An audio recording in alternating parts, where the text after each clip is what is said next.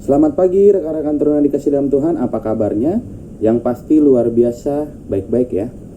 Rekan-rekan, sebelum kita membaca dan merenungkan firman Tuhan, ada baiknya mari kita satu di dalam doa, kita berdoa. Puji dan syukur Allah untuk penyertaan di sepanjang hari Tuhan, kami akan membaca dan merenungkan firman-Mu. Kiranya apa yang kami baca dan renungan ini menjadi pedoman kami di sepanjang hidup kami. Terpujilah Kristus, amin. Rekan-rekan teruna, bacaan kita atau renungan kita hari ini terambil dari Kejadian 44 ayat yang ke-18 sampai yang ke-34. Kita ulang. Kejadian 44 ayat yang ke-18 hingga yang ke-34 yang menyatakan, Lalu tampillah Yehuda mendekati dan berkata, "Mohon bicara tuanku, izinkanlah kiranya hamba-Mu ini mengucapkan sepatah kata kepada tuanku, dan janganlah kiranya bangkit amarah-Mu terhadap hamba-Mu ini, sebab tuanku adalah seperti Firaun sendiri. Tuanku telah bertanya kepada hamba-hambanya ini, masih adakah ayah atau saudara kamu? Dan kami menjawab tuanku, kami masih mempunyai ayah yang tua dan masih ada anaknya yang muda, yang lahir pada masa tuanya. Kakaknya telah mati. Hanya dia sendirilah yang tinggal dari mereka yang seibu. Sebab itu ayahnya sangat menyayangi dia. Lalu tuanku berkata kepada hamba-hamba-Mu ini, bawalah dia kemari kepadaku supaya mataku memandang dia. Tetapi jawab kami kepada tuanku, anak itu tidak dapat meninggalkan ayahnya, sebab jika ia meninggalkan ayahnya, tentulah ayah ini mati. Kemudian tuanku berkata kepada hamba-hamba-Mu ini, jika adikmu yang bungsu itu tidak datang kemari bersama-sama dengan kamu, kamu tidak boleh melihat mukaku lagi. Setelah kami kembali kepada hamba-Mu, ayahku, maka kami memberitahukan kepadanya perkataan tuanku itu.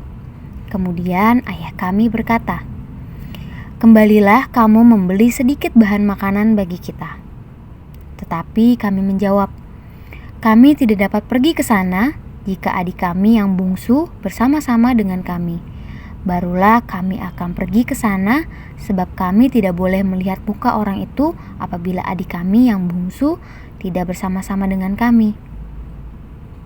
Kemudian berkatalah hamba-Mu ayahku kepada kami, kamu tahu bahwa istriku telah melahirkan 2 orang anak bagiku, yang seorang telah pergi daripadaku, dan aku telah berkata, tentulah ia diterkam oleh binatang buas, dan sampai sekarang aku tidak melihat dia kembali.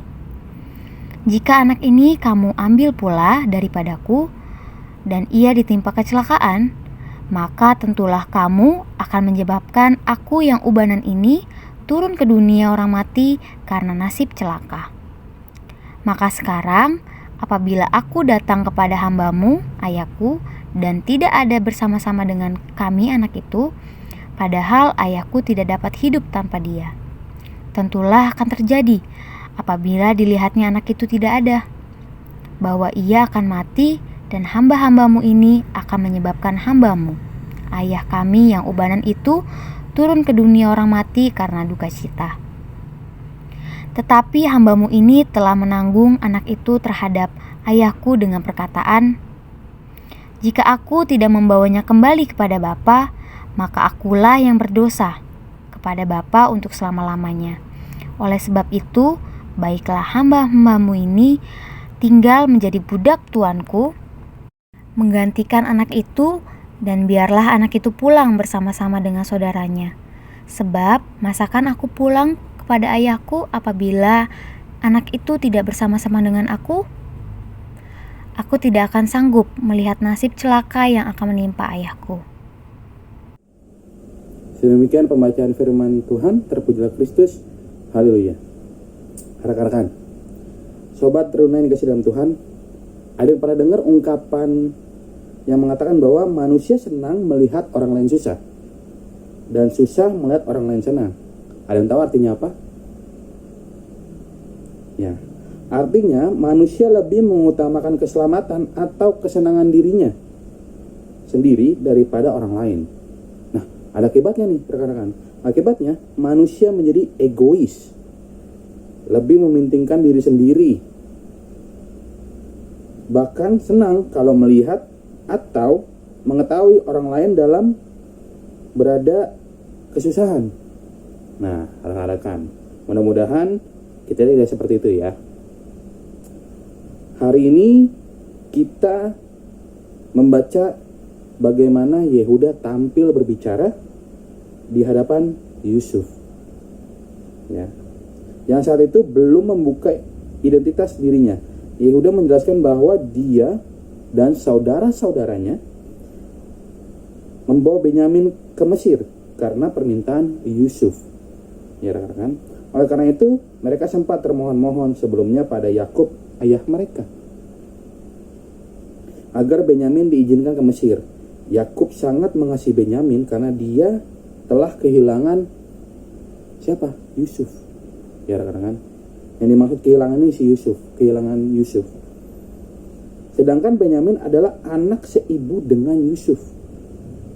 Satu ibu. Ya, Yehuda bersedia menanggung dosa kalau terjadi sesuatu terhadap Benyamin. Yehuda udah yakin lah. Gitu. Pokoknya apa yang terjadi yang nanggung Yehuda. Ya. Meski berat hati, Yakub akhirnya mengizinkan Benyamin turut serta dengan saudara-saudaranya. Oleh sebab itu, Yehuda memberikan dirinya menjadi pengganti Benyamin sebagai budak ketika adiknya itu dituduh mencuri piala Yusuf. Ya rekan-rekan, Yehuda tidak bisa membiarkan Benyamin ditahan di Mesir. Dia kan udah janji tuh, apapun yang terjadi terhadap Benyamin dia bisa jamin dengan ganti dirinya sendiri, si Yehudanya sendiri ini. Nah, melihat kondisi tersebut, ketika adiknya dituduh mencuri piala Yusuf, Yehuda tidak bisa membiarkan Benyamin ditahan di Mesir. Dia tidak mau melihat kesusahan Benyamin maupun ayahnya yang akan sangat berduka jika kehilangan adiknya. Yehuda itu merupakan sosok pribadi yang rela mengorbankan diri demi sukacita orang lain. Nah, Sobat Teruna, apa yang kita pelajari dari sosok Yehuda ini? Secara pribadi Yehuda yang berjiwa besar berkorban demi keselamatan dan kebaikan Benyamin adiknya dan kebahagiaan ayahnya Yakub. Ya rekan-rekan. Bahkan pengorbanan dirinya merupakan perwujudan cinta kasih yang termulia. Tuhan menghendaki agar kita bersedia memberikan yang terbaik bagi sesama, baik itu orang tua, kakak, adik, saudara-saudara maupun rekan-rekan yang lainnya. Sebab melalui tindakan itu nama Tuhan diagungkan. Amin. Rekan-rekan, kita sudah merenungkan dan membaca firman Tuhan. Mari kita satu dalam doa, kita berdoa. Puji dan syukur Allah untuk penyertaan-Mu di sepanjang hari ini. Tuhan, kami sudah membaca dan merenungkan firman-Mu. Karena apa yang kami baca dan renungkan ini menjadi kekuatan kami di sepanjang hari ini. Menjadi aturan perjalanan kami di kehidupan kami di hari lepas hari. Kami percaya Tuhan atas penyertaan-Mu di sepanjang hari ini. Terpujilah Kristus. Amin. Rekan-rekan Teruna, selamat beraktivitas. Tuhan Yesus memberkati. Dadah.